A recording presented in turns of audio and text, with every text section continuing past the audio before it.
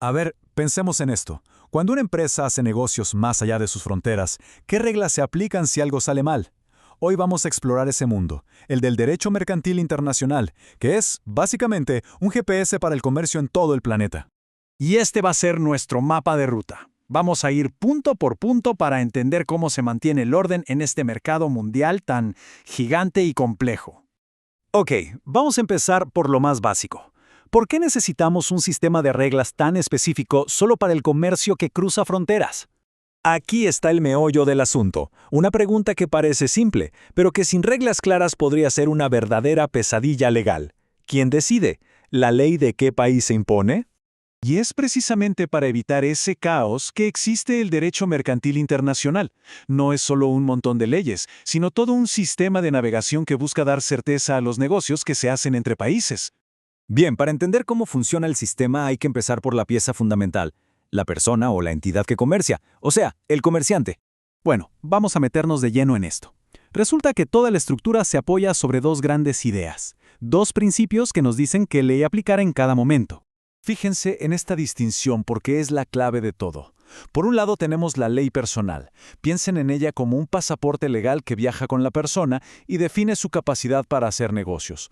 Por otro está la ley territorial, que es fija. Son las reglas de la casa, por así decirlo, y hay que seguirlas cuando se está en ese lugar.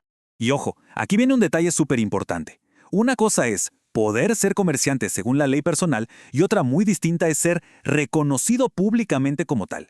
Para ese reconocimiento oficial, lo que manda es la ley del lugar donde se está operando. Perfecto. Ahora pasemos de la persona al principal motor del comercio hoy en día, la empresa, la sociedad mercantil. Toda empresa tiene como un ADN legal que viene de su país de origen.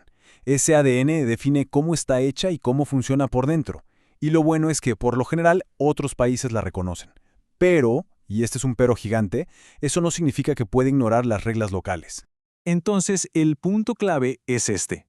Aunque una empresa tenga su propia identidad legal, en el momento en que pisa a otro país para hacer negocios, tiene que jugar con las reglas de ese lugar, con la ley territorial. ¿Y de qué clase de reglas hablamos? Pues de cosas muy concretas, cómo puede conseguir dinero del público, cómo tiene que registrarse oficialmente o incluso qué tan responsable es por lo que hacen sus sucursales en ese país. Todo eso lo dictan las reglas locales. Ya vimos quiénes son los jugadores y cómo operar. Ahora vamos al corazón de todo esto, los contratos. Aquí la regla general es bastante sencilla. Para que la forma de un contrato sea válida, tiene que cumplir con la ley del lugar donde se firmó. Simple, el lugar rige el acto. Pero la cosa se pone más interesante cuando un solo documento viaja y pasa por varios lugares. Vamos a usar un ejemplo clásico para ver el sistema en acción, paso a paso. Miren qué interesante. Cada paso que da este documento, cuando se crea, cuando se pasa a otra persona, cuando se acepta, es un acto legal distinto. Y cada uno de esos actos se rige por la ley del lugar donde sucedió. La ley que aplica va cambiando a medida que el documento se mueve. Esto nos muestra que el sistema es súper específico. Incluso dentro de la misma categoría, como los seguros, la ley puede cambiar. Para un seguro de incendio, lo que importa es dónde está la cosa asegurada. Para otros, lo que importa es quiénes son las partes o dónde firmaron el contrato. Y llegamos a la última parte. Aquí vamos a ver un concepto fundamental, la idea de que hay reglas que un país considera tan importantes que se aplican siempre, sin importar nada más. Hay que pensar en esto como la carta de triunfo de un país. No importa lo que hayan acordado las partes, no importa de dónde vengan, hay leyes locales que simplemente no se pueden negociar. Y ese concepto se llama orden público internacional. Son básicamente los pilares del sistema legal y económico de un país. Protegen lo más fundamental y por eso siempre tienen prioridad dentro de su propio territorio.